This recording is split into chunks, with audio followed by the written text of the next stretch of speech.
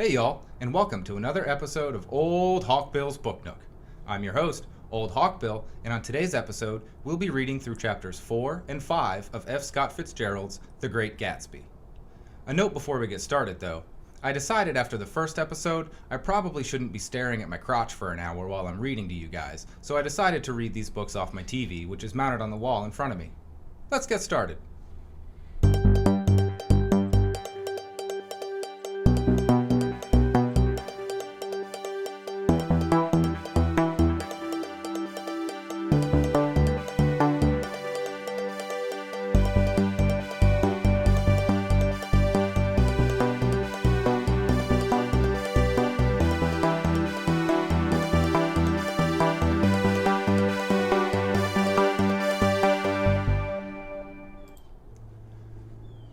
Chapter 4. On Sunday morning, while church bells rang in the villages along shore, the world and its mistress returned to Gatsby's house and twinkled hilariously on his lawn. "He's a bootlegger," said the young girls, moving somewhere between his cocktails and his flowers. "One time he killed a man who had found out that he was a nephew to von Hindenburg and second cousin to the devil. Reach me a rose, honey, and pour me a last drop into that there crystal glass." Once I wrote down on the empty spaces of a timetable the names of those who came to Gatsby's house that summer. It is an old timetable now, disintegrating at its folds and headed, "This schedule in effect July 5th, 1922. But I can still read the gray names, and they will give you a better impression than my generalities of those who accepted Gatsby's hospitality and paid him the subtle tribute of knowing nothing whatever about him. From East Egg, then, came the Chester Beckers and the Leaches, and a man named Bunsen whom I knew at Yale, and Dr. Webster Civet, who was drowned last summer up in Maine, and the Hornbeams and the Willie Voltaires, and a whole clan named Blackbuck, who always gathered in a corner and flipped up their noses like goats at whosoever came near, and the Ismays and the Christies, or rather Hubert Auerbach and Mr. Christie's wife, and Edgar Beaver, whose hair, they say, turned cotton white one winter afternoon for no good reason at all. Clarence Endive was from East Egg, as I remember. He came only once in white knickerbockers and had a fight with a bum named Eddie in the garden. From farther out on the island came the Cheadles and the O.R.P. Schraders and the Stonewall Jackson Abrams of Georgia and the Fishguards and the Ripley Snells. Snell was there 3 days before he went to the penitentiary, so drunk out on the gravel drive that Mrs. Ulysses Sweat's automobile ran over his right hand. The Danceys came, too, and S.B. Whitebait, who was well over 60, and Maurice A. Flink, and the Hammerheads, and Beluga, the tobacco importer, and Beluga's girls. From West Egg came the Poles, and the Mulreadys, and Cecil Roebuck, and Cecil Schoen, and Gulick, the state senator, and Newton Orchid, who controlled films par excellence, and Eckhoust, and Clyde Cohen, and Don S. Schwartz, the son, and Arthur McCarty, all connected with the movies in one way or another, and the Catlips and the Bembergs, and G. Earl Muldoon, brother to that Muldoon who afterwards strangled his wife. De Fontenot, the promoter, came there, and Ed LaGrosse and James B. Rotgut Ferret, and the De Jongs and Ernest Lilly. They came to gamble, and when Ferret wandered into the garden, it meant he was cleaned out, and associated traction would have to fluctuate profitably the next day. A man named Klipspringer was there so often that he became known as the Boarder. I doubt if he had any other home. Of theatrical people, there were Gus Ways and Horace O'Donovan and Lester Meyer and George Duckweed and Francis Bull. Also from New York were the Cromes and the Backesons and the Denekers and Russell Betty and the Corrigans and the Kelleher's and the Dewars and the Scullys and S.W. Belcher and the Smirks and the Young Quinns, divorced now, and Henry L. Palmetto, who killed himself by jumping in front of a subway train in Times Square. Benny McClenahan always arrived with 4 girls. They were never quite the same ones in physical person, but they were so identical with one another that it inevitably seemed they had been there before. I've forgotten their names. Jacqueline, I think, or else Consuela, or Gloria, or Judy, or June, and their last names were either the melodious names of flowers and months, or the sterner ones of the great American capitalists, whose cousins, if pressed, they would confess themselves to be. In addition to all these, I can remember that Faustina O'Brien came there at least once, and the Baedeker girls, and young Brewer, who had his nose shot off in the war, and Mr. Albuxberger, and Miss Hagg, his fiancée, and Ardita Fitzpeters, and Mr. P. Jewett, once head of the American Legion, and Miss Claudia Hipp, with a man reputed to be her chauffeur, and a prince of something, whom we called Duke, and whose name, if I ever knew it, I have forgotten. All these people came to Gatsby's house in the summer. At 9 o'clock, one morning late in July, Gatsby's gorgeous car lurched up the rocky drive to my door and gave out a burst of melody from its three-noted horn. It was the first time he had called on me, though I had gone to 2 of his parties, mounted in his hydroplane, and, at his urgent invitation, made frequent use of his beach. "Good morning, old sport. You're having lunch with me today, and I thought we'd ride up together." He was balancing himself on the dashboard of his car with the resourcefulness of movement that is so peculiarly American. That comes, I suppose, with the absence of lifting work in youth, and, even more, with the formless grace of our nervous, sporadic games. This quality was continually breaking through his punctilious manner in the shape of restlessness. He was never quite still. There was always a tapping foot somewhere, or the impatient opening and closing of a hand. He saw me looking with admiration at his car. "It's pretty, isn't it, old sport?" He jumped off to give me a better view. "Haven't you ever seen it before?" I'd seen it. Everybody had seen it. It was a rich cream color, bright with nickel, swollen here and there in its monstrous length, with triumphant hat boxes and supper boxes and tool boxes, and terraced with a labyrinth of windshields that mirrored a dozen suns. Sitting down behind many layers of glass in a sort of green leather conservatory, we started to town. I had talked with him perhaps half a dozen times in the past month, and found, to my disappointment, that he had little to say. So my first impression that he was a person of some undefined consequence had gradually faded, and he had become simply the proprietor of an elaborate roadhouse next door. And then came that disconcerting ride. We hadn't even reached West Egg Village before Gatsby began leaving his elegant sentences unfinished and slapping himself indecisively on the knee of his caramel-colored suit. "Look here, old sport," he broke out surprisingly. "What's your opinion of me, anyhow?" A little overwhelmed, I began the generalized evasions which that question deserves. "Well, I'm going to tell you something about my life," he interrupted. "I don't want you to get a wrong idea of me from all these stories you hear." So he was aware of the bizarre accusations that flavored conversations in his halls. "I'll tell you God's truth." His right hand suddenly ordered divine retribution to stand by. "I am the son of some wealthy people in the Middle West, all dead now. I was brought up in America, but educated at Oxford because all my ancestors have been educated there for many years. It is a family tradition." He looked at me sideways, and I knew why Jordan Baker had believed he was lying. He hurried the phrase, "educated at Oxford," or swallowed it or choked on it, as though it had bothered him before. And with this doubt, his whole statement fell to pieces, and I wondered if there wasn't something a little sinister about him after all. "What part of the Middle West?" I inquired casually. "San Francisco." "I see. My family all died, and I came into a good deal of money." His voice was solemn, as if the memory of that sudden extinction of a clan still haunted him. For a moment I suspected that he was pulling my leg, but a glance at him convinced me otherwise. "After that I lived like a young Rajah in all the capitals of Europe, Paris, Venice, Rome, collecting jewels, chiefly rubies, hunting big game, painting a little, things for myself only, and trying to forget something very sad that had happened to me long ago." With an effort I managed to restrain my incredulous laughter. The very phrases were worn so threadbare that they had evoked no image except that of a turbaned character leaking sawdust at every pore as he pursued a tiger through the Bois de Boulogne. Then came the war, old sport. It was a great relief, and I tried very hard to die, but I seemed to bear an enchanted life. I accepted a commission as first lieutenant when it began. In the Argonne Forest, I took the remains of my machine gun battalion so far forward that there was a half-mile gap on either side of us where the infantry couldn't advance. We stayed there 2 days and 2 nights, 130 men with 16 Lewis guns, and when the infantry came up at last, they found the insignia of 3 German divisions among the piles of dead. I was promoted to be a major, and every Allied government gave me a decoration. Even Montenegro. Little Montenegro down on the Adriatic Sea. Little Montenegro. He lifted up the words and nodded at them, with his smile. The smile comprehended Montenegro's troubled history and sympathized with the brave struggles of the Montenegrin people. He appreciated fully the chain of national circumstances which had elicited this tribute from Montenegro's warm little heart. My incredulity was submerged in fascination now. It was like skimming hastily through a dozen magazines. He reached in his pocket, and a piece of metal slung on a ribbon fell into my palm. "That's the one from Montenegro." To my astonishment, the thing had an authentic look.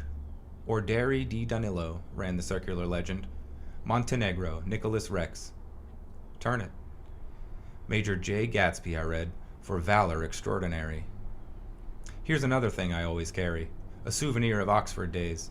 It was taken on Trinity Quad. The man on my left is now the Earl of Doncaster. It was a photograph of half a dozen young men in blazers loafing in an archway through which were visible a host of spires. There was Gatsby, looking a little, not much, younger, with a cricket bat in his hand. Then it was all true. I saw the skins of tigers flaming in his palace on the Grand Canal. I saw him opening a chest of rubies to ease, with their crimson-lighted depths, the gnawing of his broken heart. "I'm going to make a big request of you today," he said, pocketing his souvenirs with satisfaction. "So I thought you ought to know something about me. I didn't want you to think I was just some nobody. You see, I usually find myself among strangers because I drift here and there, trying to forget the sad things that happened to me." He hesitated. "You'll hear about it this afternoon." "At lunch?" "No, this afternoon. I happened to find out that you're taking Miss Baker to tea." "Do you mean you're in love with Miss Baker?" "No, old sport, I'm not. But Miss Baker has kindly consented to speak to you about this matter." I hadn't the faintest idea what this matter was, but I was more annoyed than interested. I hadn't asked Jordan to tea in order to discuss Mr. J. Gatsby. I was sure the request would be something utterly fantastic, and for a moment I was worried I'd ever set foot upon his overpopulated lawn. He wouldn't say another word. His correctness grew on him as we neared the city. We passed Port Roosevelt, where there was a glimpse of red-belted ocean-going ships, and sped along the cobbled slum lined with the dark, undeserted saloons of the faded, gilt 1900s. Then the Valley of Ashes opened out on both sides of us, and I had a glimpse of Mrs. Wilson straining at the garage pump with panting vitality as we drove by. With fenders spread like wings, we scattered light through half Astoria. Only half, for as we twisted among the pillars of the elevated, I heard the familiar jug-jug spat of a motorcycle, and a frantic policeman rode alongside. "All right, old sport," called Gatsby. We slowed down. Taking a white card from his wallet, he waved it before the man's eyes. "Right you are," agreed the policeman, tipping his cap. "Know you next time, Mr. Gatsby. Excuse me." "What was that?" I inquired. "The picture of Oxford?" "I was able to do the commissioner a favor once, and he sends me a Christmas card every year." Over the great bridge, with the sunlight through the girders making a constant flicker upon the moving cars, with the city rising up across the river in white heaps and sugar lumps, all built with a wish out of non-olfactory money.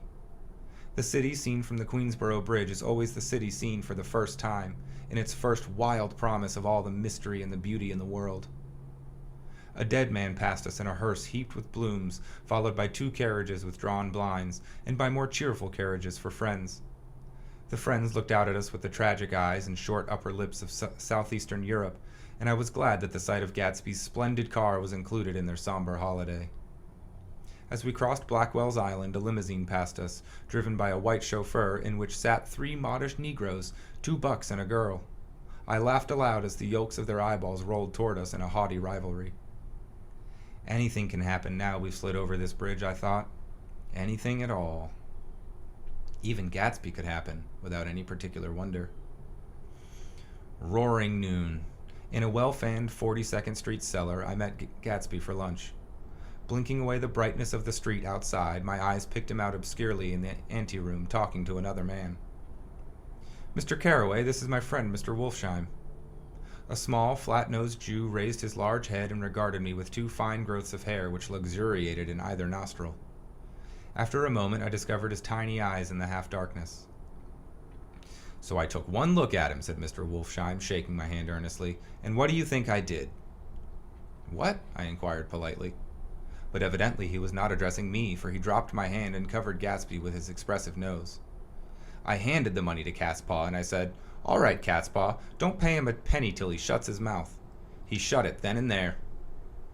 Gatsby took an arm of each of us and moved forward into the restaurant, whereupon Mr. Wolfsheim swallowed a new sentence he was starting and lapsed into a somnambulatory abstraction. "Highballs?" asked the waiter. "This is a nice restaurant here," said Mr. Wolfsheim, looking at the Presbyterian nymphs on the ceiling. "But I like across the street better." "Yes, highballs," agreed Gatsby, and then to Mr. Wolfsheim, "It's too hot over there." "Hot and small, yes," said Mr. Wolfsheim, "but full of memories." "What place is that?" I asked. "The old Metropole." "The old Metropole," brooded Mr. Wolfsheim gloomily, "filled with faces dead and gone, filled with friends gone now forever. I can't forget so long as I live the night they shot Rosie Rosenthal there. It was 6 of us at a table, and Rosie had eaten drunk a lot all evening. When it was almost morning, the waiter came up to him with a funny look and says somebody wants to speak to him outside. All right, says Rosie, and begins to get up, and I pulled him down into his chair. Let the bastards come in here if they want you, Rosie, but don't you, so help me, move outside this room. It was 4 o'clock in the morning then, and if we'd have raised the blinds, we'd have seen daylight. Did he go? I asked innocently. Sure he went, Mr. Wolfsheim's nose flashed at me indignantly. He turned around in the door and says, Don't let that waiter take away my coffee. Then he went out on the sidewalk and they shot him 3 times in his full belly and drove away. 4 of them were electrocuted, I said, remembering. 5 with Becker. His nostrils turned to me in an interested way. I understand you're looking for a business connection. The juxtaposition of these 2 remarks was startling. Gatsby answered for me. Oh no, he exclaimed, this isn't the man. No? Mr. Wolfsheim seemed disappointed. This is just a friend. I told you we'd talk about that some other time. I beg your pardon, said Mr. Wolfsheim. I had a wrong man. A succulent hash arrived, and Mr. Wolfsheim, forgetting the more sentimental atmosphere of the old metropole, began to eat with ferocious delicacy. His eyes, meanwhile, roved very slowly all around the room. He completed the arc by turning to inspect the people directly behind. I think that, except for my presence, he would have even taken one short glance under our own table. Look here, old sport, said Gatsby, leaning toward me. I'm afraid I made you a little angry this morning in the car. There was a smile again, but this time I held out against it. I don't like mysteries, I answered, and I don't understand why you don't just come out frankly and tell me what you want. Why has it all got to come through Miss Baker? Oh, it's nothing underhand, he assured me. Miss Baker's a great sportswoman, you know, and she'd never do anything that wasn't all right. Suddenly, he looked at his watch, jumped up, and hurried from the room, leaving me with Mr. Wolfsheim at the table. He has to telephone, said Mr. Wolfsheim, following him with his eyes. Fine fellow, isn't he? Handsome to look at and a perfect gentleman. Yes. He's an Oxford man. Oh. He went to Oxford College in England. You know Oxford College? I've heard of it. It's one of the most famous colleges in the world. Have you known Gatsby for a long time? I inquired. Several years, he answered in a gratified way. I made the pleasure of his acquaintance just after the war, but I knew I had discovered a man of fine breeding after I talked with him an hour. I said to myself, there's the kind of man you'd like to take home and introduce to your mother and sister. He paused. I see you're looking at my cuff buttons. I hadn't been looking at them, but I did now. They were composed of oddly familiar pieces of ivory. Finest specimens of human molars, he informed me. Well, I inspected them. That's a very interesting idea. Yeah. He flipped his sleeves up under his coat. Yeah, Gatsby's very careful about women. He would never so much as look at a friend's wife. When the subject of this instinctive trust returned to the table and sat down, Mr. Wolfsheim drank his coffee with a jerk and got to his feet. I have enjoyed my lunch, he said, and I'm going to run off from you 2 young men before I outstay my welcome. Don't hurry, Meyer, said Gatsby without enthusiasm. Mr. Wolfsheim raised his hand in a sort of benediction. You're very polite, but I belong to another generation, he announced solemnly. You sit here and discuss your sports and your young ladies and your... He supplied an imaginary noun with another wave of his hand. As for me, I'm 50 years old and I won't impose myself on you any longer. As he shook hands and turned away, his tragic nose was trembling. I wondered if I had said anything to offend him. He becomes very sentimental sometimes, explained Gatsby. This is one of his sentimental days. He's quite a character around New York, a denizen of Broadway. Who is he, anyhow, an actor? No. A dentist? Meyer Wolfsheim? No, he's a gambler. Gatsby hesitated, then added coolly. He's the man who fixed the World Series back in 1919. Fixed the World Series? I repeated. The idea staggered me. I remembered, of course, that the World Series had been fixed in 1919, but if I had thought of it at all, I would have thought of it as a thing that merely happened, the end of some inevitable chain. It never occurred to me that one man could start to play with the faith of 50 million people, with the single-mindedness of a burglar blowing a safe. How did he happen to do that? I asked after a minute. He just saw the opportunity. Well, why isn't he in jail? They can't get him, old sport. He's a smart man. I insisted on paying the check. As the waiter brought my change, I caught sight of Tom Buchanan across the crowded room. "Come along with me for a minute," I said. "I've got to say hello to someone." When he saw us, Tom jumped up and took half a dozen steps in our direction. "Where have you been?" he demanded eagerly. "Daisy's furious because you haven't called up." "This is Mr. Gatsby, Mr. Buchanan." They shook hands briefly, and a strained, unfamiliar look of embarrassment came over Gatsby's face. "How've you been, anyhow?" demanded Tom of me. "How'd you happen to come up this far to eat?" "I've been having lunch with Mr. Gatsby." I turned toward Mr. Gatsby, but he was no longer there. "One October day in 1917, said Jordan Baker that afternoon, sitting up very straight on a straight chair in the tea garden at the Plaza Hotel. "I was walking along from one place to another, half on the sidewalks and half on the lawns. I was happier on the lawns because I had on shoes from England with rubber knobs on the soles that bit into the soft ground.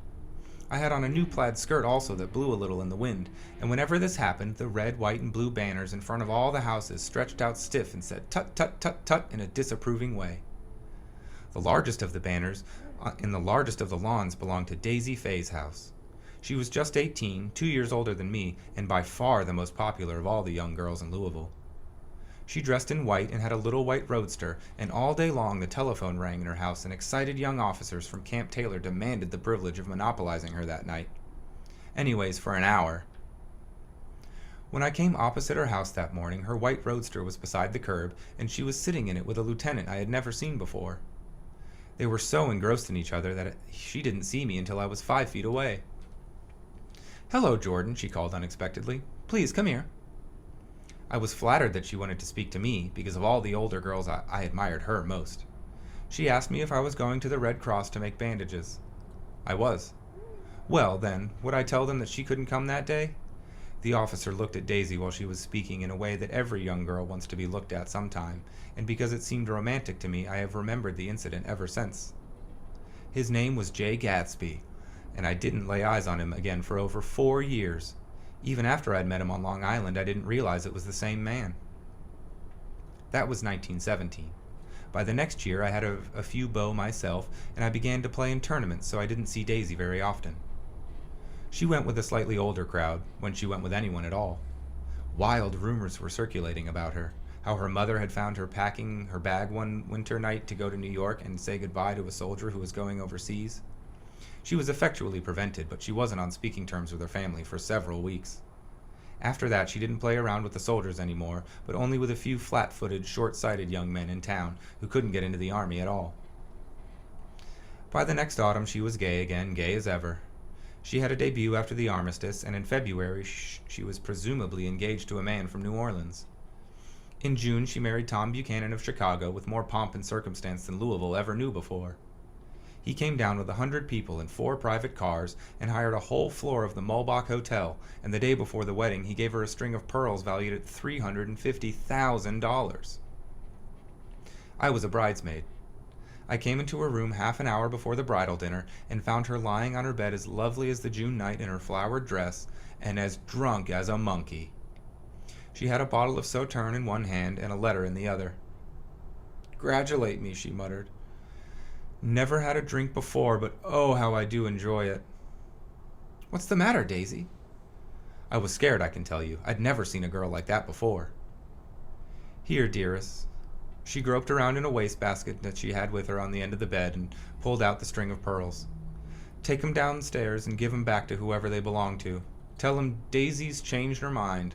Say Daisy's changed her mind." She began to cry. She cried and cried. I rushed out and found her mother's maid, and we locked the door and got her into a cold bath. She wouldn't let go of the letter. She took it into the tub with her and squeezed it up in a wet ball and only let me leave it in the soap dish when she saw that it was coming to pieces like snow. She didn't say another word. We gave her spirits of ammonia and put ice on her forehead and hooked her back into her dress, and half an hour later, when we walked out of the room, the pearls were around her neck and the incident was over. Next day at 5 o'clock, she married Tom Buchanan without so much as a shiver and started off on a 3-month trip to the South Seas. I saw them in Santa Barbara when they came back, and I thought I'd never seen a girl so mad about her husband. If he left the room for a minute, she'd look around uneasily and say, "Where's Tom gone?" and wear the most abstracted expression until she saw him coming in the door. She used to sit on the sand with his head in her lap by the hour, rubbing her fingers over his eyes and looking at him with unfathomable delight. It was touching to see them together. It made you laugh in a hushed, fascinated way. That was in August. A week after I left Santa Barbara, Tom ran into a wagon on the Ventura Road one night and ripped a front wheel off his car. The girl who was with him got into the papers too because her arm was broken. She was one of the chambermaids in the Santa Barbara hotel. The next April, Daisy had her little girl, and they went to France for a year. I saw them one spring in Cannes and later down in Deauville, and they came back to Chicago to settle down. Daisy was popular in Chicago, as you know. They moved with a fast crowd, all of them young and rich and wild, but she came out with an absolutely perfect reputation. Perhaps because she doesn't drink. It's a great advantage not to drink among hard-drinking people. You can hold your tongue, and, moreover, you can time any little irregularity of your own so that everybody else is so blind they don't see or care. Perhaps Daisy went in for amour after all, and yet there's something in that voice of hers. Well, about 6 weeks ago she heard the name Gatsby for the first time in years.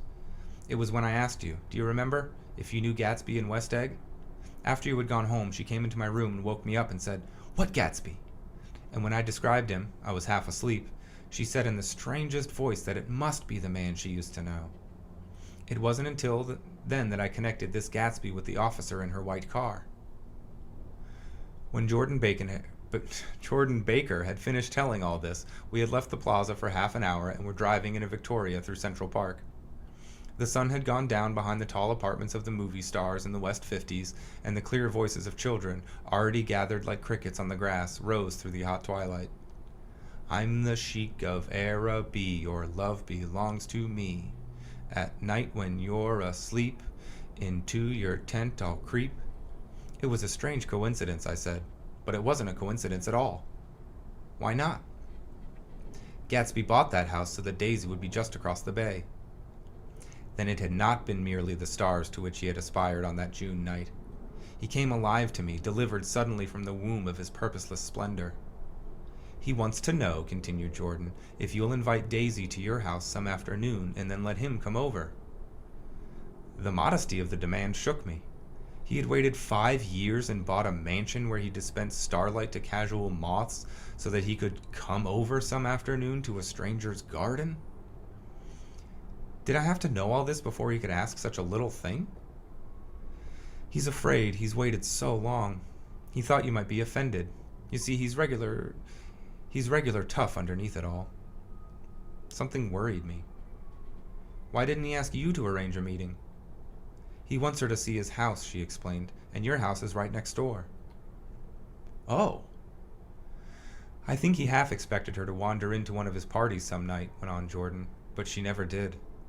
Then he began asking people casually if they knew her, and I was the first one he found. It was that night he sent for me at his dance, and you should have heard the elaborate way he worked up to it. Of course, I immediately suggested a luncheon in New York, and I thought he'd gone mad. I don't want to do anything out of the way, he kept saying. I want to see her right next door. When I said you were a particular friend of Tom's, he started to abandon the whole idea. He doesn't know very much about Tom, though he says he's read a Chicago paper for years just on the chance of catching a glimpse of Daisy's name. It was dark now, and as we dipped under a little bridge, I put my arm around Jordan's golden shoulder and drew her toward me and asked her to dinner. Suddenly, I wasn't thinking of Daisy and Gatsby anymore, but of this clean, hard, limited person who dealt in universal skepticism and who leaned back jauntily just within the circle of my arm. A phrase began to beat in my ears with a sort of heady excitement. There are only the pursued, the pursuing, the busy, and the tired. And Daisy ought to have something in her life, murmured Jordan to me. Does she want to see Gatsby? She's not to know about it. Gatsby doesn't want her to know. You're just supposed to invite her to tea. We passed a barrier of dark trees and then the facade of 59th Street. A block of delicate pale light beamed down into the park. Unlike Gatsby and Tom Buchanan, I had no girl whose disembodied face floated among the dark cornices and blinding signs, and so I drew up the girl beside me, tightening my arms. Her wan, scornful mouth smiled, and so I drew her up again closer, this time to my face. Ooh. Chapter 5. When I came home to West Egg that night, I was afraid for a moment that my house was on fire. 2 o'clock, and the whole corner of the peninsula was blazing with light which fell unreal on the shrubbery and made thin, elongating glints upon the roadside wires. Turning a corner, I saw that it was Gatsby's house, lit from tower to cellar. At first I thought it was another party, a wild rout that had resolved itself into hide-and-go-seek or sardines in the box, with all the house thrown open to the game. But there wasn't a sound. Only wind in the trees which blew the wires and made the lights go off and on again, as if the house had winked into the darkness. As my taxi groaned away, I saw Gatsby walking toward me across his lawn. "Your place looks like the World's Fair," I said. "Does it?" He turned his eyes toward it absently. "I have been glancing into some of the rooms. Let's go to Coney Island, old sport, in my car." "It's too late." "Well, suppose we take a plunge in the swimming pool. I haven't made use of it all summer." "I've got to go to bed." "All right." He waited, looking at me with suppressed eagerness. "I talked to Miss Baker," I said after a moment. "I'm going to call up Daisy tomorrow and invite her over here to tea." "Oh, that's all right," he said carelessly. "I don't want to put you to any trouble." "What day would suit you?" "What day would suit you," he corrected me quickly. "I don't want to put you to any trouble, you see." "How about the day after tomorrow?" He considered for a moment, then, with reluctance, "I want to get the grass cut," he said. We both looked down at the grass. There was a sharp line where my ragged lawn ended and the darker, well-kept expanse of his began. I suspected that he meant my grass.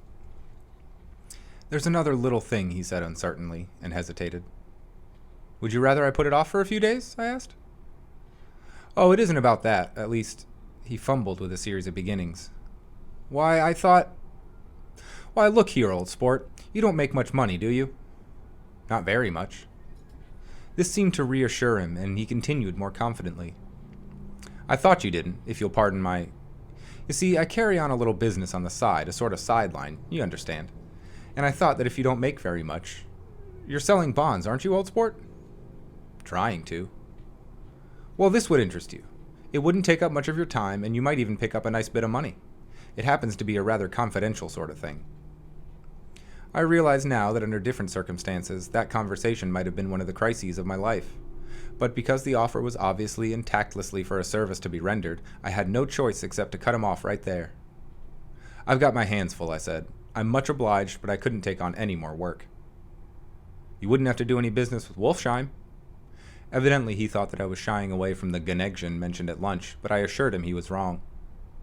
He waited a moment longer, hoping I'd begin a conversation, but I was too absorbed to be responsive, so he went unwillingly home. The evening had made me lightheaded and happy.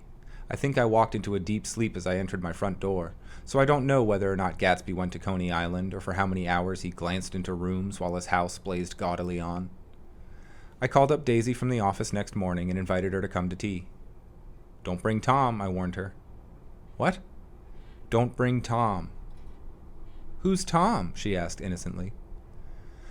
The day agreed upon was pouring rain.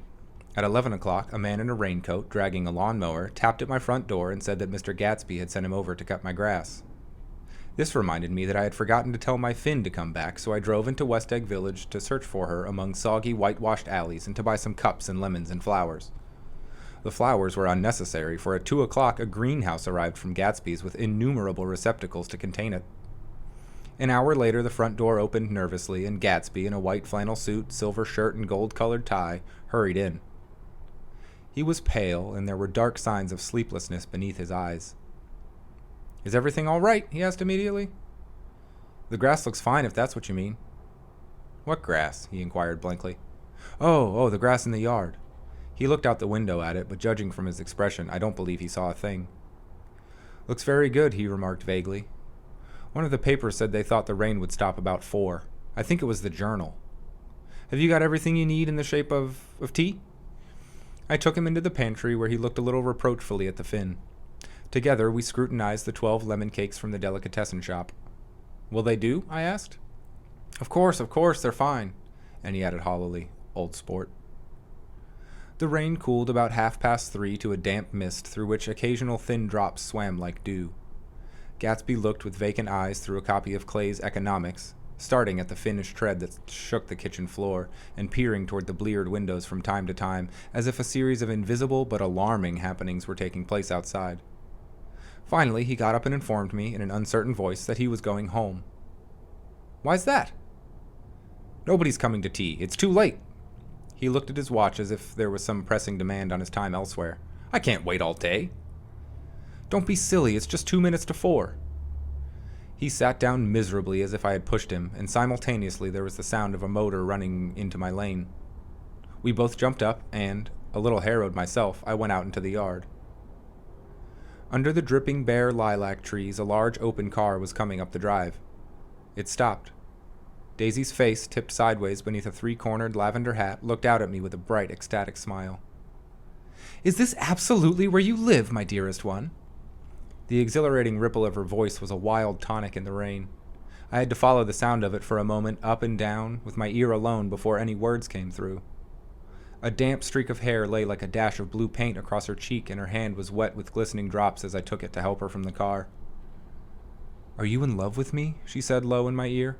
Or why did I have to come alone? That's the secret of Castle Rackrent. Tell your chauffeur to go far away and spend an hour. Come back in an hour, Ferdy. Then in a grave murmur, his name is Ferdy. Does the gasoline affect his nose? I don't think so, she said innocently. Why? We went in. To my overwhelming surprise, the living room was deserted. Well, that's funny, I exclaimed. What's funny? She turned her head as there was a light, dignified knocking at the front door. I went out and opened it. Gatsby, pale as death with his hands plunged like weights in his coat pockets, was standing in a puddle of water glaring tragically into my eyes. With his hands still in his coat pockets, he stalked by me into the hall, turned sharply as if he were on a wire, and disappeared into the living room. It wasn't a bit funny. Aware of the loud beating of my own heart, I pulled the door to against the increasing rain. For a half a minute there wasn't a sound. Then, from the living room, I heard a sort of choking murmur and part of a laugh, followed by Daisy's voice on a clear, artificial note. I certainly am awfully glad to see you again. A pause. It endured horribly. I had nothing to do in the hall, so I went into the room. Gatsby, his hands still in his pockets, was reclining against the mantelpiece in a strained counterfeit of perfect ease, even of boredom. His head leaned back so far that it rested against the face of a defunct mantelpiece clock, and from this position his distraught eyes stared down at Daisy, who was sitting, frightened but graceful, on the edge of a stiff chair. We've met before, muttered Gatsby. His eyes glanced momentarily at me, and his lips parted with an abortive attempt at a laugh. Luckily, the clock took this moment to tilt dangerously at the pressure of his head, whereupon he turned and caught it with trembling fingers and set it back in place. Then he sat down, rigidly, his elbow on the arm of the sofa, and his chin in his hand. I'm sorry about the clock, he said. My own face had now assumed a deep tropical burn. I couldn't muster up a single commonplace out of the 1,000 in my head. It's an old clock, I told him idiotically. I think we all believed for a moment that it had smashed in pieces on the floor. We haven't met for many years, said Daisy, her voice as matter-of-fact as it could ever be. 5 years next November. The automatic quality of Gatsby's answer set us all back at least another minute. I had them both on their feet with the desperate suggestion that they help me make tea in the kitchen when the demoniac Finn brought it in on a tray. Amid the welcome confusion of cups and cakes, a certain physical decency established itself. Gatsby got himself into a shadow and, while Daisy and I talked, looked conscientiously from one to the other of us with tense, unhappy eyes. However, as calmness wasn't an end in itself, I made an excuse at the first possible moment and got to my feet. Where are you going? Demanded Gatsby in immediate alarm. I'll be back. I've got to speak with you about something before you go. He followed me wildly into the kitchen, closed the door, and whispered, Oh, God, in a miserable way. What's the matter? This is a terrible mistake, he said, shaking his head from side to side. A terrible, terrible mistake. You're just embarrassed, that's all. And luckily, I added, Daisy's embarrassed too. She's embarrassed? He repeated incredulously. Just as much as you are. Don't talk so loud. You're acting like a little boy, I broke out impatiently. Not only that, but you're rude. Daisy's sitting in there all alone. He raised his hand to stop my words, looked at me with unforgettable reproach, and, opening the door cautiously, went back into the other room. I walked out the back way, just as Gatsby had when he had made his nervous circuit of the house half an hour before, and ran for a huge black knotted tree whose massed leaves made of fabric against the rain. Once more it was pouring, and my irregular lawn, well shaved by Gatsby's gardener, abounded in small muddy swamps and prehistoric marshes. There was nothing to look at from under the tree except Gatsby's enormous house, so I stared at it like Kant at his church steeple for half an hour. A brewer had built it early in the period craze, a decade before, and there was a story that he'd agreed to pay 5 years' taxes on all the neighboring cottages if the owners would have their roofs thatched with straw. Perhaps their refusal took the heart out of his plan to found a family. He went into an immediate decline. His children sold his house with the black wreath still on the door. Americans, while willing, even eager to be serfs, have always been obstinate about being peasantry. After half an hour, the sun shone again, and the grocer's automobile rounded Gatsby's drive with the raw materials for his servant's dinner. I felt sure he wouldn't eat a spoonful.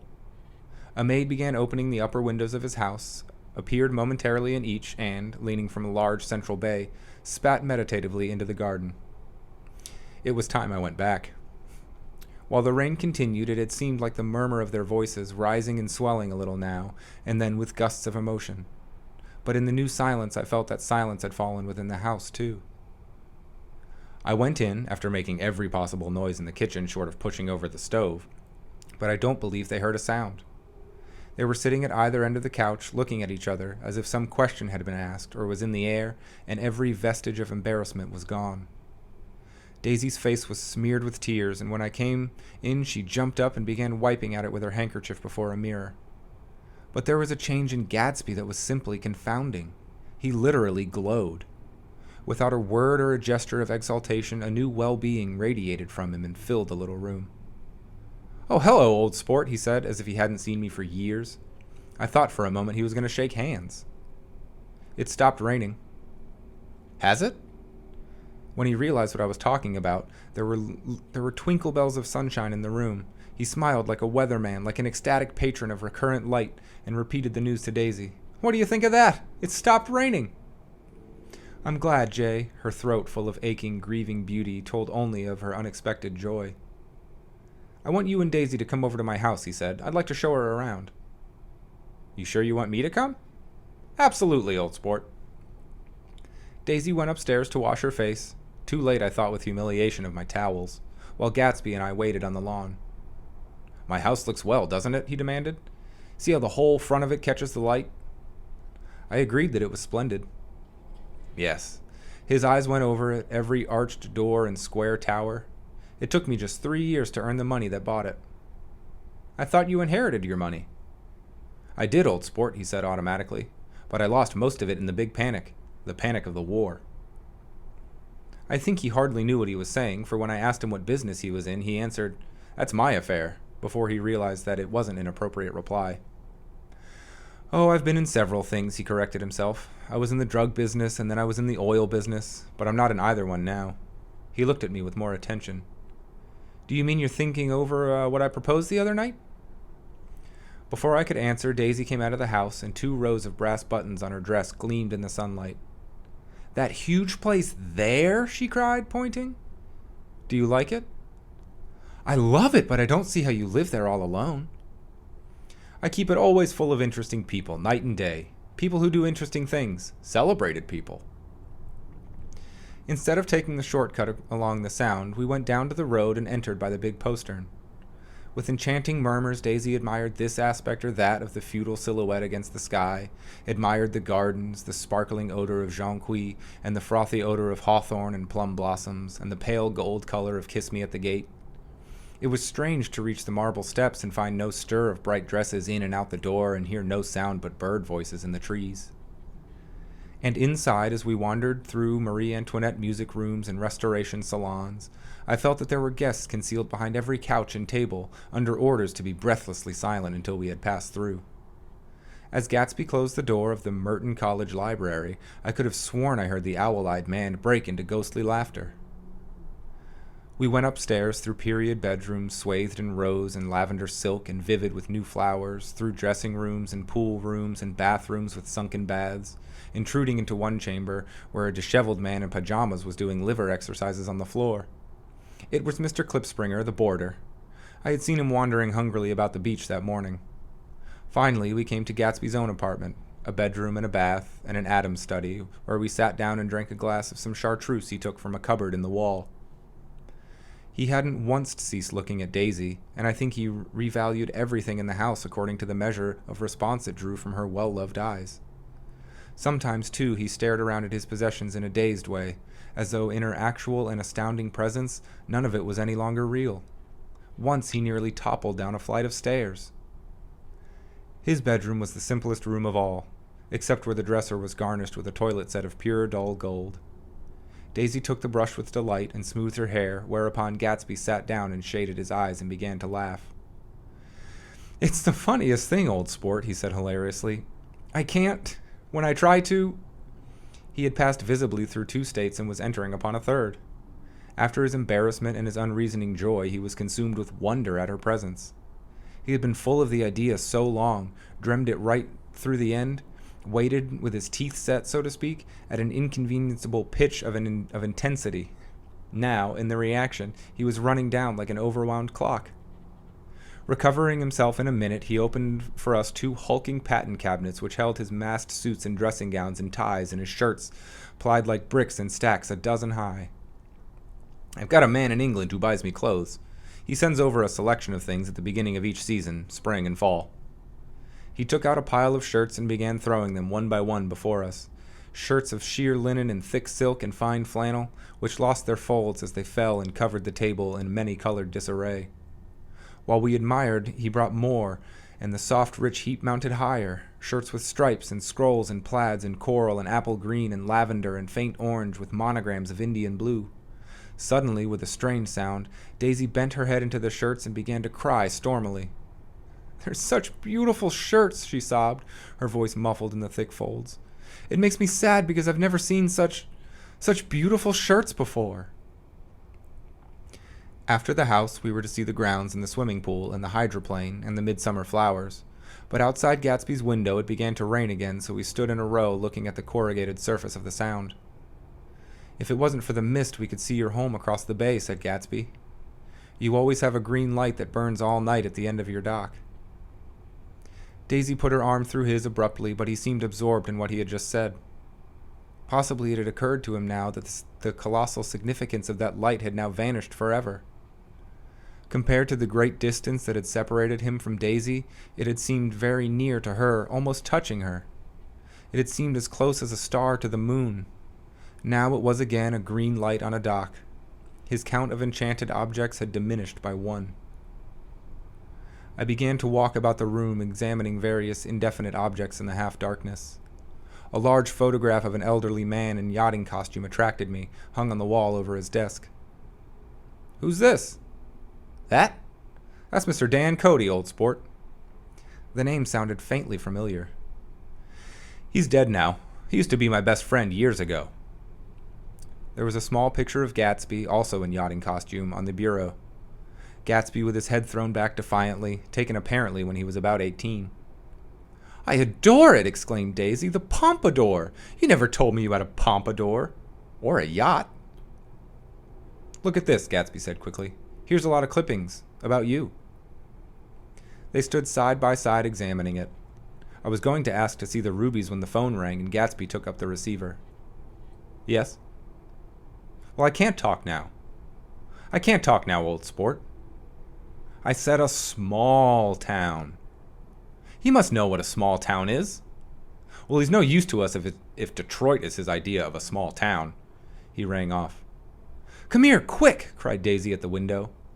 The rain was still falling, but the darkness had parted in the west, and there was a pink and golden billow of foamy clouds above the sea. "Look at that," she whispered, and then after a moment, "I'd like to get just one of those pink clouds and put you in it and push you around." I tried to go then, but they wouldn't hear of it. Perhaps my presence made them feel more satisfactorily alone. "I know what we'll do," said Gatsby. "We'll have Klipspringer play the piano." He went out of the room calling, "Ewing!" and returned in a few minutes accompanied by an embarrassed, slightly worn young man with shell-rimmed glasses and scanty blonde hair. He was now decently clothed in a sport shirt, open at the neck, sneakers, and duck trousers of a nebulous hue. "Did we interrupt your exercise?" inquired Daisy politely. I was asleep, cried Mr. Klipspringer in a spasm of embarrassment. That is, I'd been asleep. Then I got up. Klipspringer plays the piano, said Gatsby, cutting him off. Don't you, Ewing, old sport? I don't play well. I don't hardly play at all. I'm all out of practice. We'll go downstairs, interrupted Gatsby. He flipped a switch. The gray windows disappeared as the house glowed full of light. In the music room, Gatsby turned on a solitary lamp beside the piano. He lit Daisy's cigarette from a trembling match and sat down with her on a couch far across the room where there was no light save what the gleaming floor bounced in from the hall. When Klipspringer had played the Love Nest, he turned around on the bench and searched unhappily for Gatsby in the gloom. I'm all out of practice, you see. I told you I couldn't play. I'm all out of practice. Don't talk so much, old sport, commanded Gatsby. Play! In the morning, in the evening, ain't we got fun? Outside, the wind was so loud, and there was a faint flow of thunder along the sound.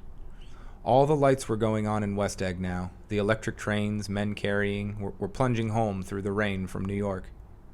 It was the hour of a profound human change, and excitement was generating on the air. One thing sure and nothing surer, the rich get rich and the poor get children. In the meantime, in between time. As I went over to say goodbye, I saw that the expression of bewilderment had come back into Gatsby's face, as though a faint doubt had occurred to him as to the quality of his present happiness. Almost 5 years! There must have been moments, even that afternoon when Daisy tumbled short of his dreams, not through her own fault, but because of the colossal vitality of his illusion. It had gone beyond her, beyond everything. He had thrown himself into it with a creative passion, adding to it all the time, decking it out with every bright feather that drifted his way. No amount of fire or freshness can challenge what a man can store up in his ghostly heart. As I watched him, he adjusted himself a little, visibly. His hand took hold of hers, and as he said something low in his ear, he turned toward her with a rush of emotions. I think that voice held him most, with its fluctuating, feverish warmth, because it couldn't be overdreamed. That voice was a deathless song. They had forgotten me, but Daisy glanced up and held out her hand. Gatsby didn't know me now at all. I looked once more at them, and they looked back at me, remotely, possessed by intense life. Then I went out of the room and down the marble steps and into the rain, leaving them there, together. Finally! 5 years this guy's been waiting? Wild. Join us next time on Old Hawkbill's Book Nook.